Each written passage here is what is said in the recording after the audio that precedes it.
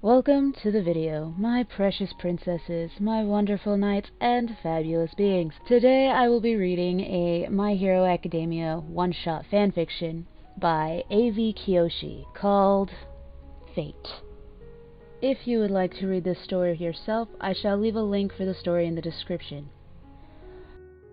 Aki couldn't help but smile when the red-haired boy walked into Fat Gum's office. Truthfully, Aki had become a little attached to the young hero in training. She admired his spirit and his ideology on what it meant to be a hero. Despite rules stating not to, she'd always help him with anything he was struggling on, secretly handing him notes with the answers on, or giving him extra hours on the training grounds. In reality, she used this as an excuse to see him. She knew it wasn't right to be disobeying Fat Gum's rules, but she felt a rush doing so. Aki sighed as she was snapped out of her thoughts and ordered by another member of Fat Gum's office to get ready and to go on patrol. Everything was dark and cold. Aki struggled to breathe as the walls around her began to cave in. Tears slipped from her eyes and she listened to the screams above her. They were calling her name, asking for her to help them, to save them. But she couldn't. If she couldn't even save herself, how could she save them? The lack of oxygen heaves at her lungs, slowly making her lose consciousness. She wasn't ready to die. She wanted to help more people, to make her parents proud, but of all things, she wanted to see his smile again. Darkness surrounded her, and her vision became blurry.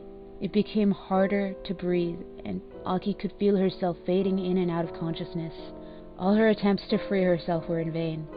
No matter how much she tried, she couldn't free herself. Her hands were cut, and her legs couldn't carry her weight any longer. She collapsed onto the uneven ground and gasped, trying to gain any oxygen. The last thing she remembered was someone screaming her name. It was miraculous that she even survived that at all. But now, to be told that she was ready to go in a few days. Aki wondered what happened after she'd passed out.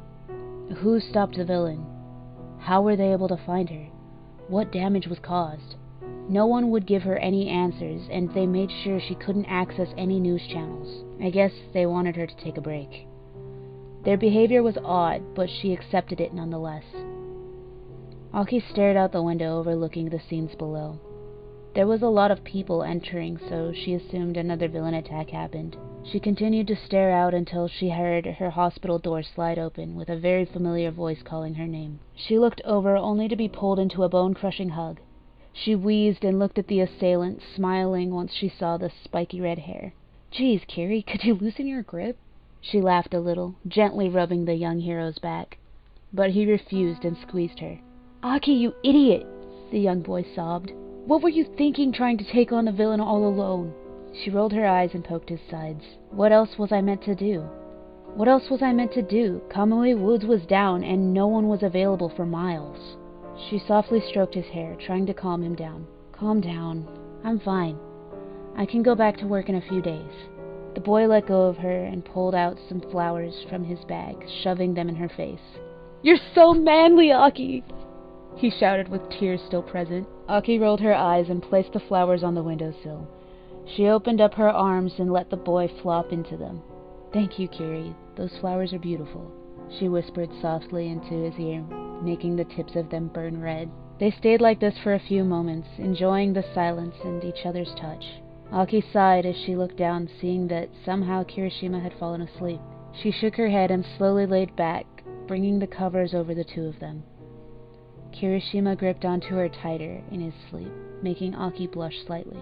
She stayed like this for a while, gently stroking his head and carefully listening to his breathing. But soon, a wave of tiredness washed over her, causing her to fall into slumber. A few nurses in Fat Gum came to check up on Aki, but left with a small smile on their faces seeing how the two were, deciding to let them be. Thank you for listening. If you enjoyed your time here, please be sure to like the video. If you would care to hear more, please consider subscribing.